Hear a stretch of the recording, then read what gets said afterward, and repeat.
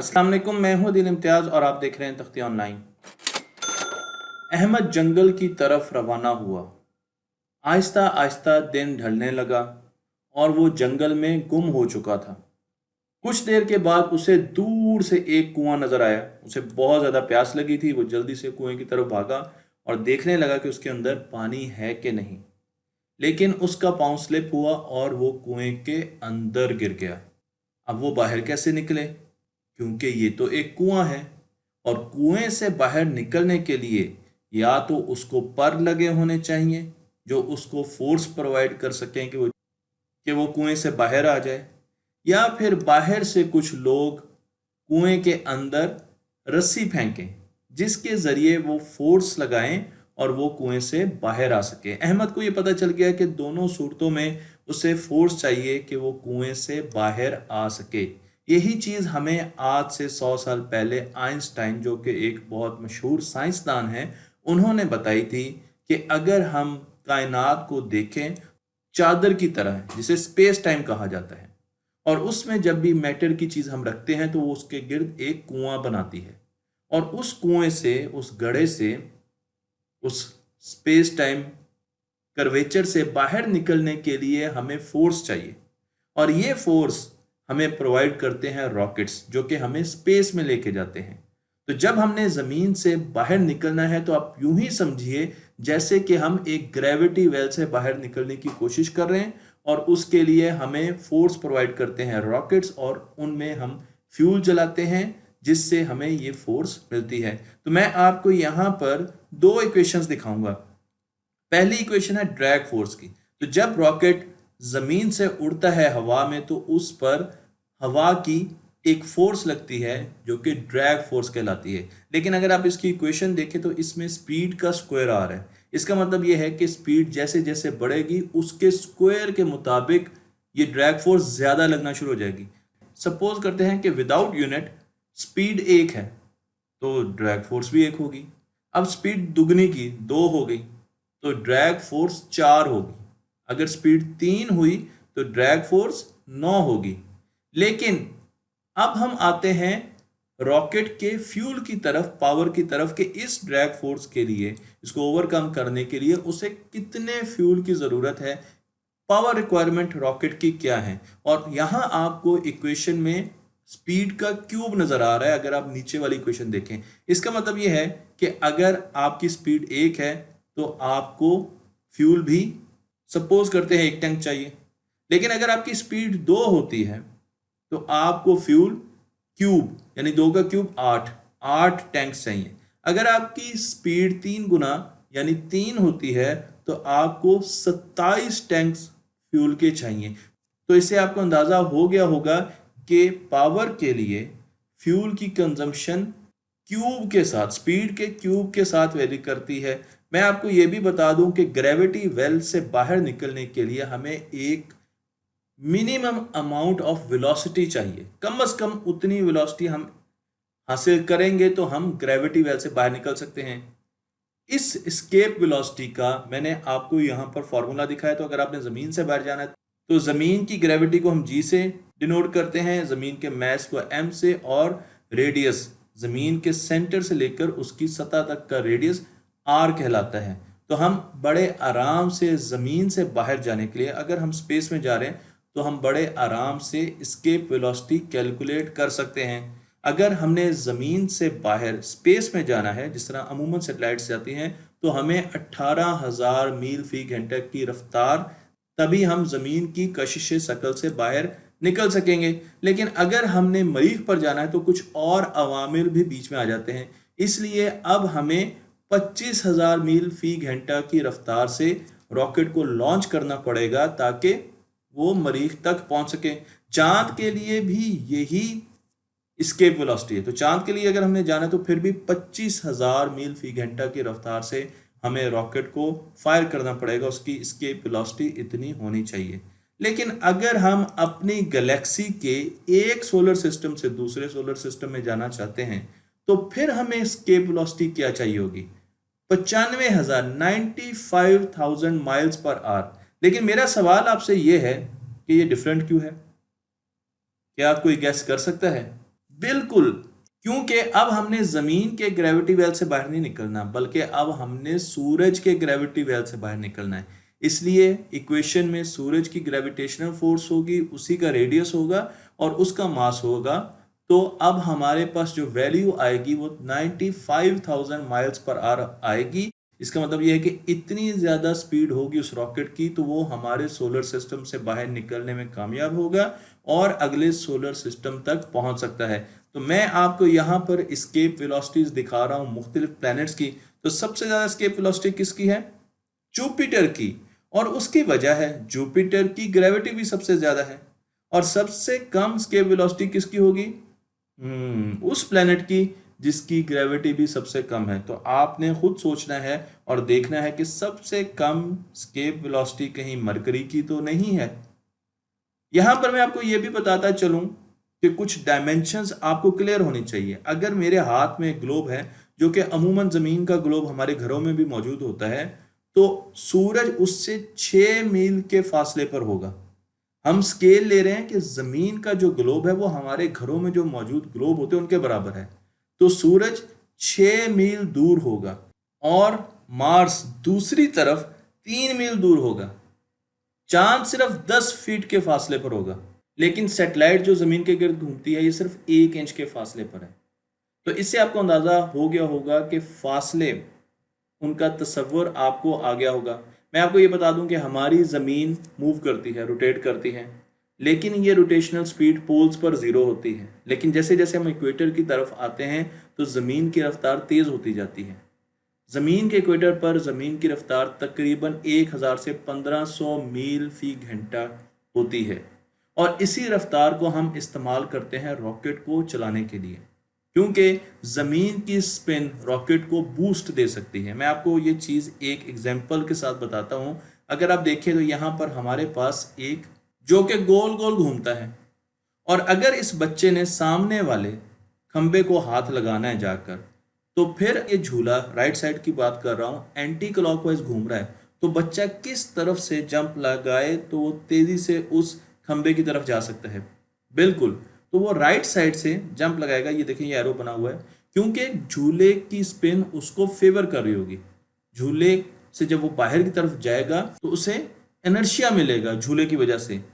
और अगर झूला इसको उल्टा चला दे, क्लॉकवाइज चला दे, तो अब अगर वो लेफ्ट साइड से जंप लगाएगा तो वो इस खंबे की तरफ तेजी से जाएगा। झूले की रोटेशन उसे इनर्शिया देगी। ये जरूरी है कि झूला किस तरफ मूव कर रहा है, उसी वजह से आपका लॉन्चिंग पैड भी डिफरेंट हो जाता है, ताकि आप इस झूले की स्पिन से ज्यादा फायदा उठा सकें। इसी तरीके से जमीन की रोटेशन सबसे ज्यादा होती है इक्वेटर पर, तो इसलिए इक्वेटर का इस्तेमाल किया जाता है रॉकेट्स को लॉन्च करने के लिए। लेकिन हम ये भी देखते हैं कि जमीन की स्पिन कैसे है, उस लिहाज से हम रॉकेट की ट्रेजेक्टरी को भी बदलते हैं, कर्व पाथ में लेके आते हैं। जमीन एंटी क्लॉकवाइज घूम रही है और इससे रॉकेट जल्दी स्केप वेलोसिटी अचीव कर सकता है और उसे कम फ्यूल की जरूरत पड़ती है। लेकिन अगर मैं रॉकेट को सीधा आसमान की तरफ चला दूंगा तो उसे बहुत ज्यादा फ्यूल की जरूरत पड़ेगी और उसके लिए बहुत मुश्किल होगा कि वो स्पेस में एंटर हो, बल्कि कई जगह पर तो लिखा हुआ है कि वो दोबारा जमीन की तरफ आ जाएगा। तो मैं आपको यहाँ पर रॉकेट की ट्रेजेक्टरी दिखा रहा हूँ। आप देख सकते हैं कि किस तरीके से ये कर्व पाथ लेती है और इसको पुश करती है जमीन की स्पिन। तो इस वजह से रॉकेट एफिशिएंट होता है और उसे कम फ्यूल की जरूरत होती है। रॉकेट अकेला भी स्पेस में जा सकता है और वो अपने साथ शटल को भी स्पेस में लेकर जा सकता है। मैं आपको यहाँ पर रॉकेट के टैंक्स दिखा रहा हूँ। तो आप देख सकते हैं कि ये रेड कलर का, जो राइट साइड पर मैं आपको तस्वीर दिखा रहा हूँ, इसमें आप देख सकते हैं कि ये रेड कलर का फ्यूल टैंक है, जबकि व्हाइट कलर के दो लेफ्ट और राइट साइड पर सॉलिड बूस्टर्स हैं। बीच में हमारे पास ये शटल है और इसमें हमारे पास सैटेलाइट्स होती हैं और बहुत सा कार्गो का सामान होता है जो कि हमने स्पेस स्टेशन पर लेके जाना है। लेकिन अगर रॉकेट ऐसा है जिसके साथ शटल नहीं, तो आपको उसके ऊपर एक पे लोड नजर आएगा, ऊपर एक ताज नजर आएगा और इसमें एस्ट्रोनॉट्स बैठे होते हैं। अब शटल तो है नहीं और इसमें ही हमारा पे लोड होता है जिससे स्पेस में लेके जाना है। शटल का फायदा ये होता है कि इसको वापस जमीन पर उतारा जा सकता है, शटल दोबारा जमीन पर आ जाती है। लेकिन अब नासा के अलावा एक और कंपनी है जिसका नाम है स्पेस एक्स, उसने ऐसे रॉकेट्स बना लिए हैं जो कि सैटेलाइट को लॉन्च करके दोबारा ज़मीन पर आ जाते, तो उनको भी हम रीयूज़ कर सकते हैं। मैं आपको ये भी बता दूं कि जो इंजन होते हैं रॉकेट के, वो 3300 सेंटीग्रेड तक टेम्परेचर को बर्दाश्त कर सकते हैं। ये इतना टेम्परेचर है जिस पर धात मेटल भी मेल्ट हो जाती है। तो ये कैसे इतना ज्यादा टेम्परेचर बर्दाश्त कर सकते हैं, इसके लिए मैं आपको एक एग्जांपल देता हूं कि अगर आपने एक चॉकलेट की केतली ली है और उसमें पानी गर्म करने की कोशिश की, तो पानी तो गर्म थोड़ा बहुत होगा लेकिन केतली पिघल जाएगी। बिल्कुल ऐसे ही जब हम बात करते हैं इन इंजन्स की, तो इन इंजन्स को हम मेटल से बनाते हैं, लेकिन जब इनमें एग्जॉस्ट गैसेस आती हैं जो कि कंबस्शन से प्रोड्यूस होती हैं, जब वो एग्जॉस्ट गैसेस आती हैं 3300 से भी ज़्यादा टेम्परेचर पर, तो वो इस मेटल को मेल्ट कर सकती हैं। इसलिए कूलिंग की बहुत ज़्यादा ज़रूरत है इसके लिए। और कूलिंग हासिल करते हैं हम फ्यूल से। तो फ्यूल जो कि लिक्विड हाइड्रोजन है उसी को लेकर आते हैं छोटी छोटी ट्यूब से, और उसको इस पूरे नोजल में से घुमाते हैं, जिसका टेम्परेचर, इस हाइड्रोजन का टेम्परेचर है -253 डिग्री सेल्सियस। तो -253 डिग्री सेल्सियस का टेम्परेचर लेके जब ये घूमती है तो इसको ठंडा करती है, इसमें से जो एग्जॉस्ट गैसेस निकलती हैं ये उसका इफेक्ट कम करती है, और उसके बाद क्योंकि ये फ्यूल है तो इसको जलाया भी जाता है। तो इससे दुगना फायदा हुआ कि हमने कूलिंग इफेक्ट भी ले लिया और फ्यूल भी हमें मिल गया। तो एफिशिएंसी बहुत ज़्यादा बढ़ जाती है रॉकेट की। मैं आपको ये भी बता दूं कि जब रॉकेट को लॉन्च किया जाता है तो उसकी साउंड एनर्जी बहुत ज़्यादा होती है। साउंड में एनर्जी होती है हमें पता है, लेकिन क्या आपने कभी सुना है कि साउंड एनर्जी वाइब्रेशंस प्रोड्यूस करती है? मैं आपको यहाँ पर एक वोर्टेक्स कैनन दिखा रहा हूँ। ये एक तोप की तरह है और इसमें से प्रेशर वेव निकल जो कि एक रिंग की तरह है, आप देख भी पा रहे हैं यहाँ पर। और ये वेव जब जाती है तो इसमें बहुत ज़्यादा एनर्जी होती है और ये जाकर दूर एक दीवार को गिरा सकती है। ऐसे बहुत से एक्सपेरिमेंट हमने किए हैं। आपने लेफ्ट साइड की पिक्चर को देखना, आप देखें ये एक प्रेशर वेव गई, आपको रिंग की तरह नजर आ रही है और इसने जाकर, ये एक दीवार थी, इसको गिरा दिया। तो इससे आपको अंदाजा हो जाना चाहिए इसकी सिर्फ जो स्पीड थी वो 320 किलोमीटर पर आ रहा है। आप राइट साइड पर देखें तो यहाँ पर भी प्रेशर वेव से हम चीज़ों को गिरा रहे हैं। तो साउंड में एनर्जी होती है और वो वाइब्रेशन प्रोड्यूस करता है। जब ये वाइब्रेशन एक जगह से दूसरी जगह जाती है, जिसे हम प्रेशर वेव कहते हैं, तो उसमें एनर्जी मौजूद होती है और वो आगे जो भी चीज़ है उसको ख़त्म कर सकता है, डिस्ट्रॉय कर सकता है। लेकिन 320 किलोमीटर पर आवर की रफ्तार से जाने वाली साउंड वेव या प्रेशर वेव अगर ये काम कर सकती है, तो जब रॉकेट को हम लॉन्च करते हैं लॉन्च पैड पे, तो वहां पर 4000 किलोमीटर पर आवर की रफ्तार से फ्लू गैसेस नीचे की तरफ निकलती हैं। अब आप इमेजिन करें कि जो ट्रेंचेस नीचे बनी हुई हैं, ये तो सारी की सारी ख़त्म हो जानी चाहिए, डिस्ट्रॉय हो जानी चाहिए, क्योंकि इतनी ज़्यादा साउंड एनर्जी वाइब्रेशंस में कन्वर्ट हो रही है। और इसका एक और भी नुकसान है, और वो नुकसान ये है कि जब इतना ज़्यादा साउंड प्रोड्यूस होगा तो हम वहाँ पर करीब करीब रुक नहीं सकते। मसलन सैटर्न 5 जो बहुत बड़ा रॉकेट था, 204 डीबी उसकी इंटेंसिटी थी साउंड की, और हम 120 से ऊपर जब साउंड को सुनते हैं तो हमें बहुत ज़्यादा तकलीफ होती है। 204 डीबी तो बहुत ज़्यादा साउंड है, लीथल साउंड है, फेटल साउंड है, जो कि हमें ख़त्म भी कर सकता है। तो इसका सोल्यूशन आया एक साइंटिस्ट से जिनका नाम है professor Timothy Lyon, Southampton university के प्रोफेसर हैं। और इन्होंने देखा कि जब भी ये सोनार का यूज़ करते हैं, क्योंकि साउंड वेव जब जनरेट करते हैं तो वो लगकर वापस आती हैं, तो इन्होंने देखा कि सोनार की जो एफिशिएंसी है वो बहुत ज़्यादा कम हो जाती है उन पानियों में जहाँ पर बबल्स बहुत ज़्यादा होते हैं, यानी जहाँ पर हवा बीच में शामिल होती है। तो मैं आपको इनका एक्सपेरिमेंट सिंपल तरीके से बताता हूँ कि हमारे पास एक पानी का टैंक है और उसमें मैंने एक तरफ स्पीकर लगाया हुआ जो कि आवाज़ प्रोड्यूस कर रहा है, दूसरी तरफ माइक है जिससे आवाज़ सुनी जा रही है और आवाज़ माइक तक आ रही है, और उसको हम एक ऑसिलोस्कोप पर दिखा रहे हैं, हम उसे देख भी रहे हैं और सुन भी रहे हैं। लेकिन अगर इस पानी में बबल्स प्रोड्यूस कर दिए जाएं तो जितनी एनर्जी साउंड से प्रोड्यूस हो रही है वो सारी की सारी बबल्स एब्जॉर्ब करेंगे और हीट अप होना शुरू हो जाएंगे। और जब वो हीट अप होंगे तो साउंड एनर्जी माइक तक पहुंचेगी नहीं, माइक में आवाज़ नहीं आएगी, और इस वजह से ये एक इंसुलेटर के तौर पर काम करते हैं। इस आइडिया को लेकर जब नासा ने इस पर काम शुरू किया तो उन्होंने पूरा का पूरा launch pad water sound suppression system बनाया, जिसमें हाईली प्रेशराइज वाटर को इजेक्ट किया जाता है। बहुत से छोटे छोटे बबल्स बनते हैं। ये बता दूं कि बबल्स बहुत ज़्यादा बड़े होने की ज़रूरत नहीं, बहुत नज़र ना आने वाले बबल्स भी साउंड को एब्जॉर्ब कर लेते हैं।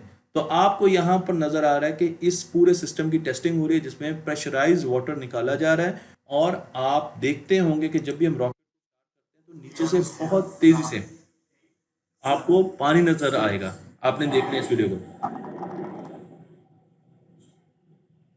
ये देखें लेफ्ट साइड पर आपको यहाँ पर पानी, प्रेशराइज पानी है, ये उसकी भाप है। यहाँ पर देखें ये भी पानी, और बीच में हमारे आप देखेंगे तो धुआं है, और धुएं का रंग मुख्तलिफ होगा। ये देखिए धुएं का बीच में रंग मुख्तलिफ है।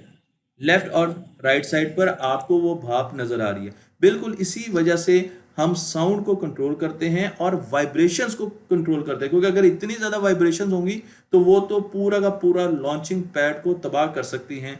इसलिए इसलिए ये मैकेनिज्म बहुत ज़्यादा यूज़ किया जाता है। तो हमेशा आपने ये समझना है कि सारा का सारा धुआं नहीं है, एग्जॉस्ट गैसेस नहीं है, बल्कि इसमें प्रेशराइज वाटर है जो कि ये काम कर रहा है। मैं ये भी बताता चलूं कि वाइट कलर के एस्ट्रोनॉट्स के सूट इसलिए बनाए जाते हैं ताकि वो स्पेस में जब वो बाहर जाते हैं काम करने के लिए तो गर्मी को एब्जॉर्ब ना कर सके, बल्कि वो जितनी भी लाइट आ रही है, जितनी भी एनर्जी आ रही है, उसको रिफ्लेक्ट करें। इसलिए हम वाइट कलर के सूट्स बनाते हैं। इसके साथ साथ शटल कैरियर्स जब स्पेस में जाते हैं तो वो कार्गो का काम करते हैं, सामान लेके जाते हैं, सैटेलाइट्स भी लेके जाते हैं, स्पेस में सैटेलाइट्स को लॉन्च भी करते हैं और उसके बाद वापस आ जाते हैं। लेकिन 2003 में एक शटल जिसका नाम था कोलंबिया, जब वो री एंटर हुई एटमॉस्फेयर में ज़मीन के, तो वो फौरन एक्सप्लोड कर गई, उसने आग पकड़ ली और उसके साथ एस्ट्रोनॉट जाँ बहक हो गए। बहुत ज़्यादा रिसर्च की गई और देखा गया कि आखिर ऐसी क्या बात है कि इस शटल ने जैसे ही एंटर हुई तो आग पकड़ ली। और हमने ये देखा, जब बहुत ज़्यादा रिसर्च हुई तो उसके रिजल्ट ये है कि 27,000 किलोमीटर फी घंटा की रफ्तार से हवा को काटते हुए ये शटल ज़मीन की तरफ आती है, जिसकी वजह से बहुत ज़्यादा फ्रिक्शन प्रोड्यूस होती है। इसका जो चेहरा था वो पॉइंटेड था, हमने पॉइंटेड इसका जो फेस है, इसका नोज है, वो बनाया हुआ था। तो हमें ये शक पड़ा कि किसी वजह से इस पॉइंटेड फेस की वजह से ये हादसा पेश आया। और बाद में जब सिमुलेशंस की गई तो मैं आपको यहाँ पर एक छोटा सा मॉडल दिखाता हूँ। ये देखें, ये स्पेस शटल का मॉडल है, और जब इस पर 6,000 किलोमीटर पर आवर की रफ्तार से शॉक वेव हिट की, प्रेशर वेव हिट की, तो आप देखते हैं कि इसकी नुकीली नोज से वो रिफ्लेक्ट हुई है और सीधी इसके परों की तरफ आई है। तो यहाँ पर फ्रिक्शन बहुत थी, टेम्परेचर बहुत बड़ा हवा का, और उसके बाद उस शॉक वेव ने हिट किया इसके पर, इसके विंग्स, इसी तरीके से राइट साइड पर। लेकिन विंग्स की प्रोटेक्शन बहुत ज़्यादा अच्छी नहीं थी, इस वजह से विंग्स पर इतना ज़्यादा टेम्परेचर बढ़ने की वजह से इस शटल को आग लग गई। अगर इसकी शक्ल हम थोड़ी सी चेंज कर दें, ओवल कर दें, ये चोंच निकाल दें इसकी और इसके नोज को हम ओवल कर दें, तो अब जब शॉक वेव इससे टकराई, ये एक्सपेरिमेंट किए गए हैं जिनके रिजल्ट्स मैं आपको दिखा रहा हूँ, अब जो शॉक वेव इससे टकराई तो वो विंग्स तक नहीं पहुंची, बल्कि इसने डिस्पर्स कर दिया, उस शॉक वेव को डिस्पर्स किया, और उसकी वजह से यहाँ पर तो बहुत ज़्यादा फ्रिक्शन प्रोड्यूस हुई, लेकिन उस फ्रिक्शन के प्रोड्यूस होने की वजह से विंग्स गर्म नहीं हुए, क्योंकि विंग्स से वो शॉक वेव तो टकराई नहीं। इस वजह से डिज़ाइन में चेंज किया गया, और उसके साथ साथ विंग्स पर ऐसे मटेरियल्स लगाए गए जो कि बहुत ज़्यादा टेम्परेचर बियर कर सकते हैं, बर्दाश्त कर सकते हैं। तो इसलिए आप यहाँ पर देख सकते हैं कि यहाँ पर हाई टेम्परेचर पैड्स लगाए गए विंग्स पर, राइट साइड पे आपको नज़र आ रहे हैं। तो हमने उसकी रीइंफोर्समेंट की और इसका नाक, इसका नोज जो है, सामने वाली जो चीज़ है, उसको बड़ा कर दिया। हालांकि उससे पहले बहुत लोग ये समझते थे कि नाक को नुकीला होना चाहिए, क्योंकि हम अपने रॉकेट्स में भी देखते थे, हम अपने जहाज़ों में भी देखते थे, लेकिन अब हमें पता चला कि जाते हुए तो इसको कुछ नहीं हुआ, लेकिन वापस आते हुए इस फ्रिक्शन ने अपना काम कर दिखाया। तो इस वक्त मैं आपको ड्रीम चेजर दिखा रहा हूँ, जो कि इस वक्त का नासा का शटल डिज़ाइन है। तो आप देख सकते हैं कि यहाँ पर आपको इसका मुंह चेंज होता हुआ नज़र आया, फेस इसका नोज़ बड़ा हो गया है, और उसके साथ साथ आपको इसके विंग्स भी नज़र आ रहे हैं, और विंग्स का मटेरियल हाई टेम्परेचर को बेयर कर सकता है। मैं आपको एक और तस्वीर भी दिखाता हूँ जो कि प्राइवेट कंपनीज अब बना रही हैं, ऐसी शटल्स बना रही हैं। तो आप देख सकते हैं कि शटल्स का डिज़ाइन इस एक हादसे की वजह से बिल्कुल मुख्तलिफ होता जा रहा है। तख्ती ऑनलाइन को लाइक कीजिए, शेयर कीजिए और इस इल्म को दूसरों तक पहुँचा दीजिए।